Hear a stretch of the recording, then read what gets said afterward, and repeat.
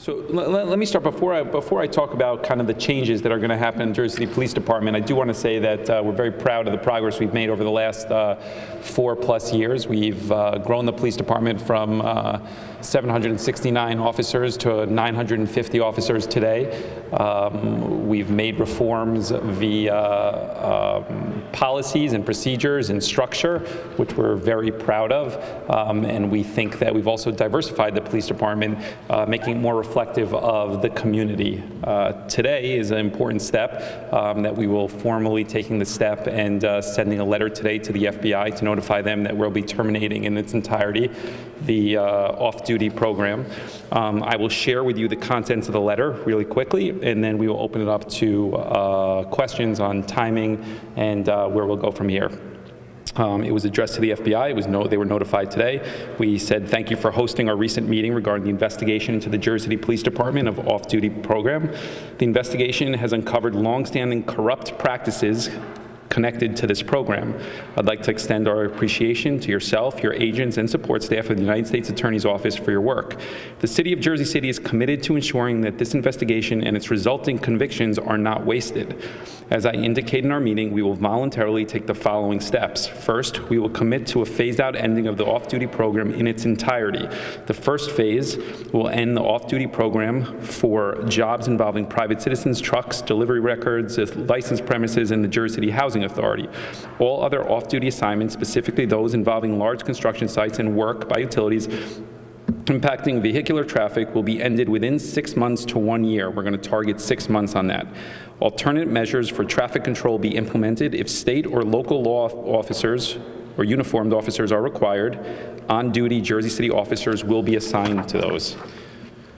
Best practices of comparable cities will be studied to decide upon a replacement for off-duty officers currently assigned to Housing Authority or the Board of Education. All officers identified as participating in any activity connected to the illicit schemes uncovered by your investigation will be subjected to follow-up investigations by the Jersey City Police Department Internal Affairs, and any previously undiscovered allegations of corruption or misconduct which arise in this follow-up investigation will be reported to your office. And that's the gist of the what we notified them of today. We think it's an important step. We're not going to tolerate any sort of corruption. We thought this program was corrupt on so many different facets that the only outcome that was acceptable to us, and we think responsible for the Jersey City taxpayers and residents and for the future of the Jersey City Police Department, is to end the program in its entirety. With that, we'll open up to questions. The program was a $16 million program. I do want to just invite up with somebody who we've had conversations on prior to opening up for questions. That's Councilman Michael Yun here. I know that he's had talked to us about this as well from experience, and talked about the fact that you know, he's thought about this with previous mayors since the mid-1990s. So it's one of those occurrences where Michael and I are on the same page. So I do want to invite you up to say a couple words. Yes. Well, it's not easy to stop the off-duty program, but I can say that today I see that they're not Mayor Steve Fulop. I see that Councilman Steve Fulop. In order to do that, there is some special God, but he did it. I give you a lot of praise for that merits. Actually, this is the program, and off-duty program we started. Actually, we want to try to protect good police officer in Jersey City. In order to protect the good police officer, we have time to clean up the mess what we have. I think this is the mayor's intention. That's what we want to go ahead to.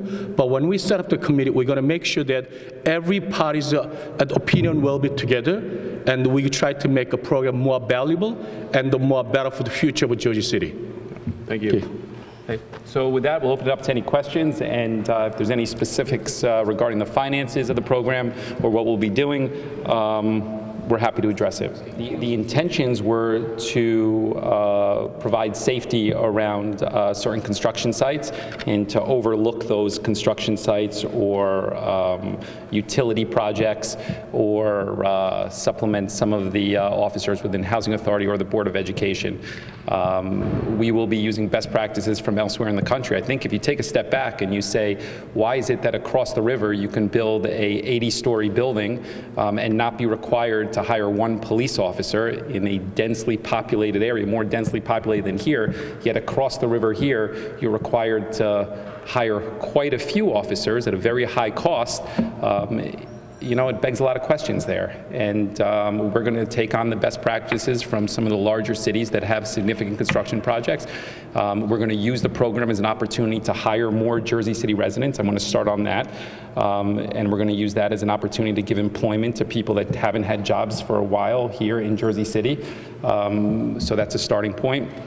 We're also in conversations with their utilities, and I do expect that we will see some sort of rate reductions as well, as the utility companies have embedded in their costs the off-duty program. They've said that to us numerous occasions, so we've conveyed to them that we'd expect to see a rate reduction as a result of this as well, and so those conversations are ensuing. But we think that this will be a benefit not only from eliminating corruption and this program, but we think that Jersey City residents will have employment opportunities, and ultimately they'll see a benefit in their bills going forward.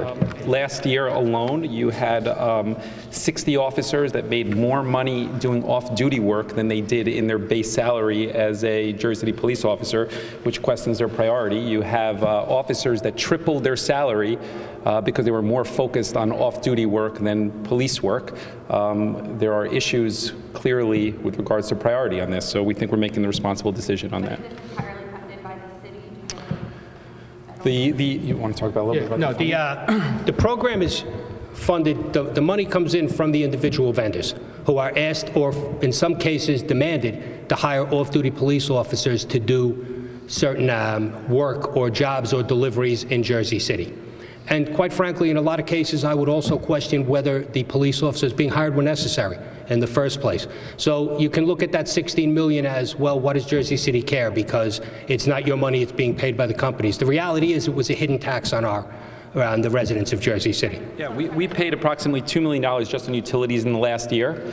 And then there is a cost. When you look at the structure on the costs of hiring the supervisors, the city did not make any money on this program. There was actually a cost for the city on this program.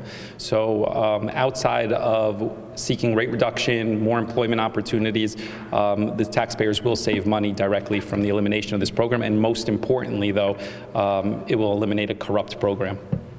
Quite frankly, some of it can be replaced with nothing. We don't need police officers where they were demanded to have police officers before. A homeowner breaking the concrete in front of their sidewalk and replacing their sidewalk. In some cases would have had to hire a police officer for 4 hours at a higher cost than it cost them to do the work, just to do it.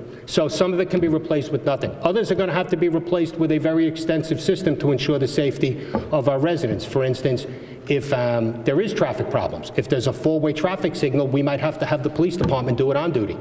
We're going to work with the buildings department to build that into permits in the future so that anyone who receives a permit knows exactly what their responsibilities are. In addition, just another reason this program was not a good one for the residents of Jersey City, it pushed all the liability onto Jersey City. A police officer working off-duty for a vendor, if they were injured on the job, it became our problem. In Jersey City, we were responsible for them, for liability, for everything else. If somebody, God forbid, had been in a car accident and a police officer was assigned there, that would be liability on Jersey City because we were accepting the responsibility to direct the traffic there. So now we can build all of that in and make sure it's bonded for by the people doing business here.